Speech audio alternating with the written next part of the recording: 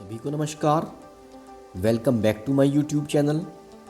साथियों, आप सभी जानते हैं कि हमारे उत्तर प्रदेश में मिशन प्रेरणा चल रहा है। मिशन प्रेरणा उत्तर प्रदेश सरकार की महत्वाकांक्षी योजनाओं में से एक है। सरकार ने उत्तर प्रदेश को मार्च 2022 तक प्रेरक प्रदेश बनाने का लक्ष्य रखा है। साथियों, इसी क्रम में सभी शिक्षकों के लिए 3 हस्त पुस्तिकाओं का निर्माण किया गया है, जिनमें पहला है आधारशिला मॉड्यूल, दूसरा ध्यानाकर्षण और नंबर 3 पे है शिक्षण संग्रह मॉड्यूल। साथियों, आप सभी जानते हैं कि आजकल निष्ठा कार्यक्रम भी चल रहा है और निष्ठा प्रशिक्षण के साथ साथ अनेक जनपदों में मिशन प्रेरणा क्विज भी आयोजित की जा रही है। तो साथियों, इसी को ध्यान में रखते हुए मैं आज की वीडियो में शिक्षण संग्रह मॉड्यूल के जो अत्यंत महत्वपूर्ण क्वेश्चन है 30 प्रश्नों की प्रश्नोत्तरी आपके समक्ष लेकर आया हूँ, क्योंकि बहुत जल्द आपके यहाँ पर भी मिशन प्रेरणा क्विज का आयोजन होना है। इसी तरह के क्वेश्चन इस क्विज में पूछे जाते हैं। तो साथियों, वीडियो शुरू करने से पहले आपसे निवेदन है कि यदि आपने मेरा चैनल अभी तक सब्सक्राइब नहीं किया है, यदि आप मेरे चैनल पर पहली बार विजिट कर रहे हैं, तो प्लीज़ आप मेरा चैनल सब्सक्राइब करें, जिससे आपको इसी प्रकार की अन्य वीडियो समय समय पर मिलती रहा करें। साथियों, आपको बताना चाहूँगा कि मैं बेसिक शिक्षा विभाग संबंधित वीडियो बनाता हूँ, जिनको मैं YouTube पर तो अपलोड करता ही हूँ, साथ ही मैं इनको एक व्हाट्सएप ग्रुप में भी शेयर करता हूँ। अगर आप इस व्हाट्सएप ग्रुप में जुड़ना चाहते हैं तो आपको इस व्हाट्सएप ग्रुप का लिंक इस वीडियो के डिस्क्रिप्शन बॉक्स में मिल जाएगा, आप वहाँ से ज्वाइन कर सकते हैं। तो शुरू करते हैं आज की वीडियो और देखते हैं शिक्षण संग्रह मॉड्यूल के 30 महत्वपूर्ण क्वेश्चंस। सबसे पहला क्वेश्चन है, शिक्षण योजना का प्रारूप जिसमें शिक्षक अपनी योजना बनाएंगे, इसकी कितनी प्रतियां डायरी में होंगी? इसका जवाब है 100 प्रतियां।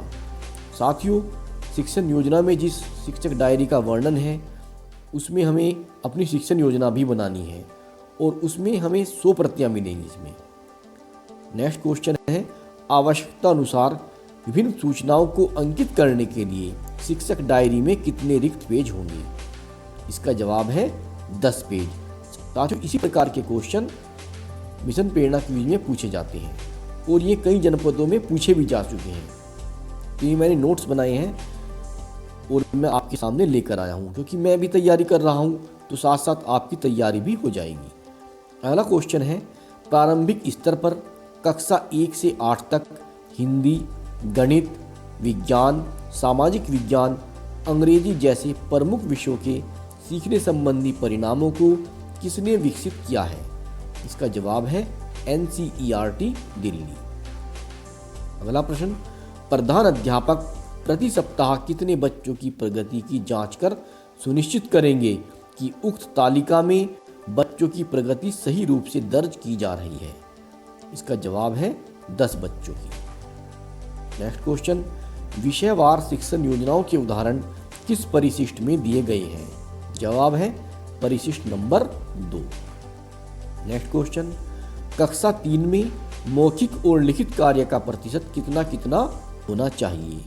इसका जवाब है 50%, 50%। मौखिक 50% और लिखित कार्य भी 50% होना चाहिए।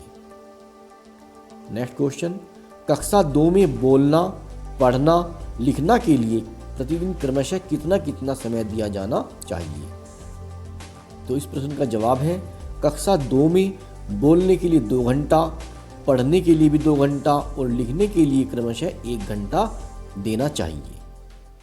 नेक्स्ट क्वेश्चन, 2, 3, 4, 5 अध्यापकों पर आधारित सुझावात्मक समय सारणी किस परिशिष्ट में दी गई है? तो इसका जवाब है परिशिष्ट नंबर 4। अगला प्रश्न, प्रभावी शिक्षण की सीढ़ी में अक्षर N का मतलब क्या है? साथियों, जो हमारा शिक्षण संग्रह मॉड्यूल है, इसमें प्रभावी शिक्षण की सीढ़ी दी गई है। जो हमारे अंग्रेजी के अल्फ़ाबेट हैं A से लेकर Z तक, इसमें इन्हीं को यूज़ करके प्रभावी शिक्षण की सीढ़ी दी गई है और प्रत्येक अल्फ़ाबेट का एक अलग वर्ड मीनिंग बताया गया है। तो यहाँ पर N का मतलब होता है नेगोशिएशन। नेगोशिएशन का मतलब हिंदी में होता है परस्पर बातचीत। अगला प्रश्न, मॉडल के प्रदर्शन की आवश्यकता किन विषयों में पड़ती है? जवाब है विज्ञान व परिवेशीय अध्ययन। अगला प्रश्न, CWSN का मतलब क्या होता है? CWSN का मतलब होता है चाइल्ड विद स्पेशल नीड्स, यानी कि विशेष आवश्यकता वाले बच्चे। अगला प्रश्न, एक शिक्षक को किसकी तरह बच्चे की अधिगम प्रक्रिया व उनकी उपलब्धियों का निरंतर आकलन करना जरूरी होता है? इसका जवाब है एक्सरे टेक्नीशियन की तरह।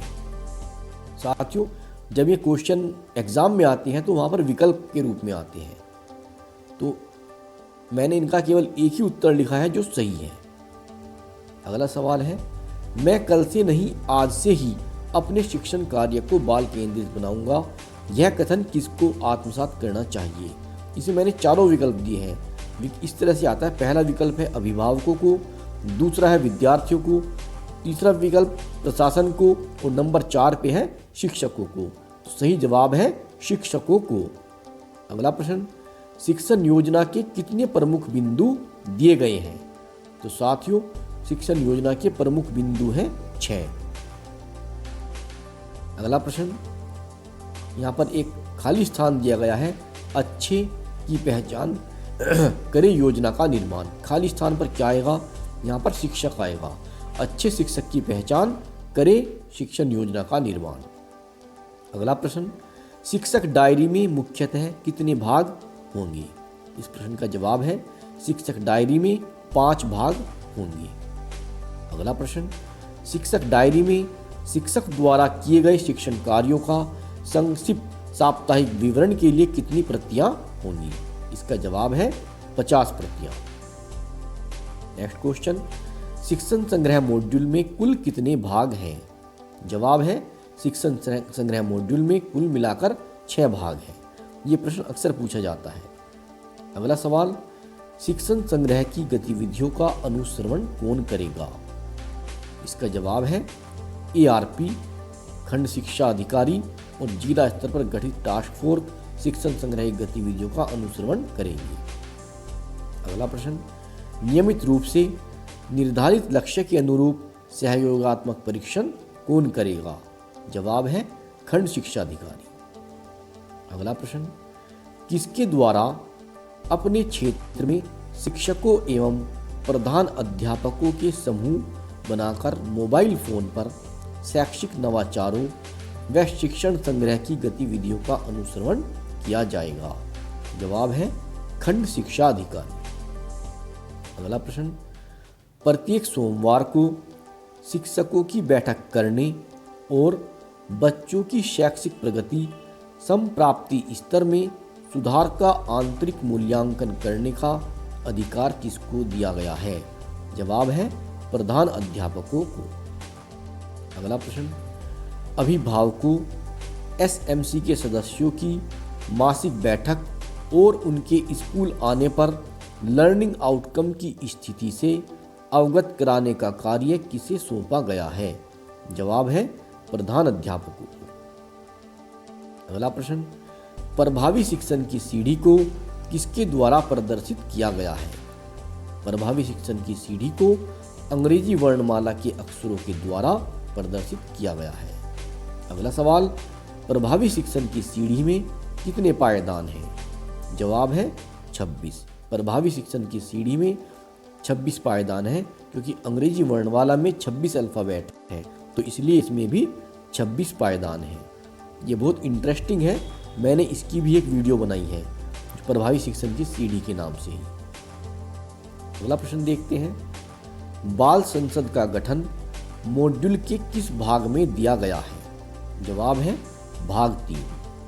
अगला प्रश्न, यदि कुल विद्यालय संचालन के न्यूनतम दिवसों में प्रार्थना के लिए निर्धारित न्यूनतम समय की गणना की जाए तो यह समय होगा? जवाब 55 घंटा। अगला प्रश्न, मॉड्यूल के अनुसार सुनंदा किस जनपद की शिक्षिका है? जवाब मुरादाबाद। शिक्षण संग्रह के अनुसार सुनंदा मुरादाबाद जनपद की शिक्षिका है। अगला प्रश्न देखते हैं, निम्नलिखित में कौन कौन से क्रियाकलाप प्रार्थना सभा को आकर्षक बनाते हैं? पहला विकल्प है संक्षिप्त प्रेरक प्रसंग, दूसरा प्रत्येक दिन अलग अलग प्रार्थनाएं, नंबर 3 पर है सामान्य ज्ञान प्रश्नोत्तरी तथा स्वास्थ्य चर्चा। का जवाब है उपरोक्त सभी, विकल्प नंबर 4। अगला प्रश्न, प्रार्थना सभा के लिए किस प्रकार की योजना का निर्धारण आवश्यक है? साप्ताहिक, मासिक, वार्षिक, उपरोक्त सभी। तो प्रार्थना सभा के लिए किस प्रकार की योजना का निर्धारण आवश्यक है? विकल्प है साप्ताहिक, मासिक, वार्षिक, उपरोक्त सभी।